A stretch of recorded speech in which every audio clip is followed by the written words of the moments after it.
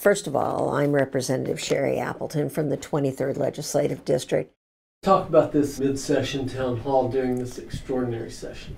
I felt that the town halls were very positive.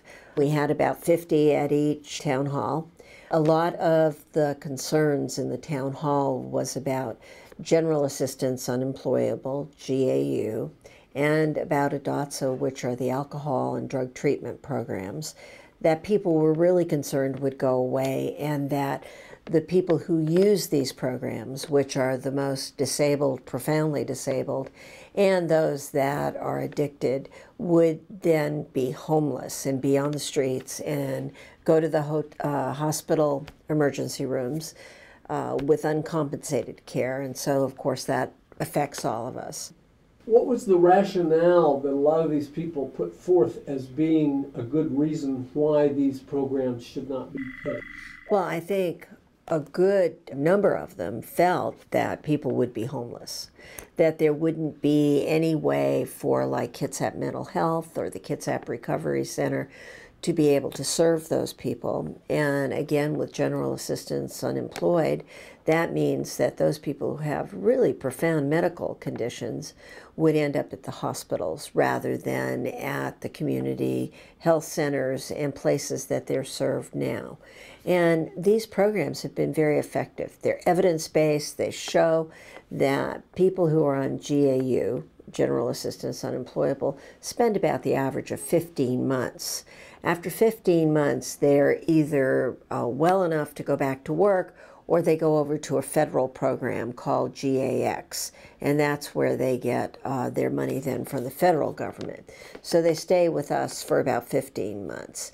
As far as the drug alcohol treatment, I think that speaks for itself. People who are addicted on alcohol and drugs, tend to end up homeless. They lose their homes, they lose their families, they lose their jobs because they're not competent to handle those.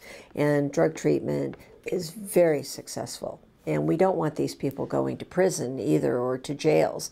Difference between $28,000 a year and $4,000 a year for treatment. So there are really good cases for keeping these two programs, and that's what we're going to try to do. How would you characterize the overall budget sentiment? Well, I know at the town halls, there was nobody there that actually asked us to cut the budget.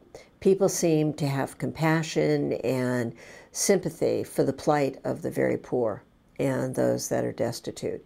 And what they did ask is that we find a stable revenue stream. And many people talked about income tax, which of course nobody wants to talk about. But it was very interesting that people brought it up. They wanted us to consider it. And so I thought that was very positive in the sense that people understood that we are a community, that we take care of each other. Whether it's state government, county government, city government, we take care of each other, and we need to find a solution to that. And that's what we're doing. Today is the 19th of March, and this is the March forecast, which was down another $500 million, $500 million. And so we're going to have to look at the cuts that we were hoping not to take and start to cut a little bit more. But still, my particular interest is in keeping GAU, the alcohol and drug treatment programs, to make sure that we don't do any harm, to try to keep the nursing homes from losing more money with their rate cuts, and trying to keep the vendor rate increases at least stable. What's the value of a town hall? What's great about town halls? Town halls are participatory government. It's where you get to tell me what your concerns are and ideas and solutions for problems that we're dealing with every day. I happen to love town halls. They do harken back to the time when the Pilgrims came over and they set up government, and we had town halls. And still in states like Massachusetts, that's how they vote on things, that there is a town hall when issues come up and everybody participates. That's participatory democracy.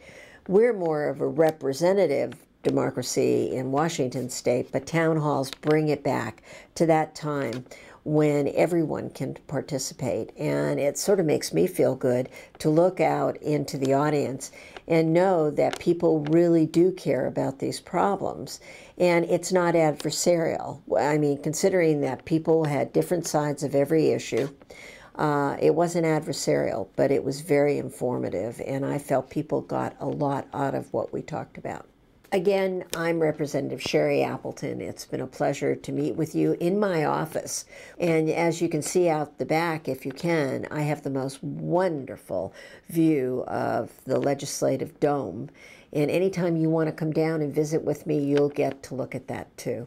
So thank you very much for tuning in, and hopefully we'll see you in a couple of weeks.